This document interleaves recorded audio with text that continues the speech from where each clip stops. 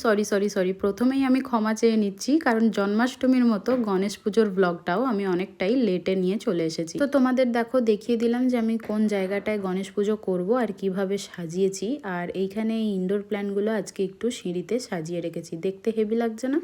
এখানে জোরো সোরোসে চলছে গণেশ পুজোর আয়োজন, আর আমিও একটুখানি দেখো লিপস্টিক টিপ আর কাজল পরে রেডি হয়ে গেছি। এবার বসেছি দূর্বা নিয়ে। তো দূর্বার এবারে কিন্তু মালা করিনি, তবে এই যে গুচ্ছটা যেটা হাতে দিই সেটা করেছি। আর এইখানে দেখো সমস্ত কিছু রেডি করে নিয়েছি, ধূপ ধুনো প্রদীপ পঞ্চপ্রদীপ কর্পূরদানি একটা জায়গায় রেডি করে নিয়েছি, আর একটা থালাতে ফুল পান তারপরে সিঁদুর দূর্বা সব রেডি করে নিয়েছি। গান্নু দাদাকে প্রসাদ হিসেবে তার কিছু প্রিয় জিনিসই নিবেদন করেছিলাম। তো একটা জায়গায় 5 রকমের ফল সাজিয়ে নিয়েছিলাম, মা বানিয়েছিল মোদক আর ছিল লাড্ডু। এবার গান্নু দাদাকে দুধ গঙ্গা জল দিয়ে স্নান করানো হচ্ছে। আর দেখো প্রতি বছরই আমি কিন্তু একটা করে পাগড়ি বানাই, তো এবারেও বানিয়েছিলাম। তো মা দেখো সুন্দর করে সাজিয়ে দিচ্ছে। এই যে মালাটা, এটা কিন্তু আগের দিনই আমি অফিস থেকে ফেরার সময় কিনে এনেছিলাম। আর গায়ে যে ওড়নিটা দিয়েছে সেটা কিন্তু মাই তৈরি করেছে। আর এই যে সেই পাগড়িটা দেখো কি সুন্দর লাগছে না? এবার গান্নু দাদাকে নিজের জায়গায় বসিয়ে দেবো।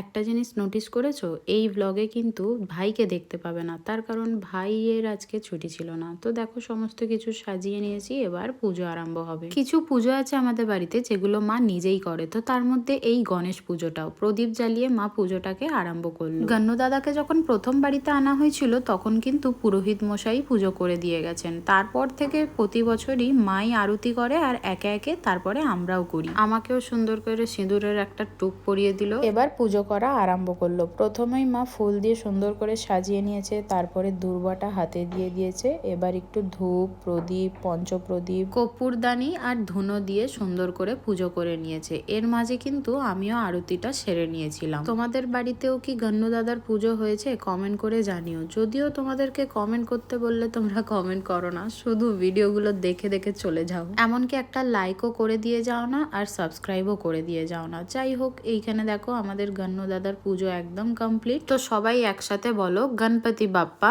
মোরিয়া, মঙ্গল মূর্তি মোরিয়া।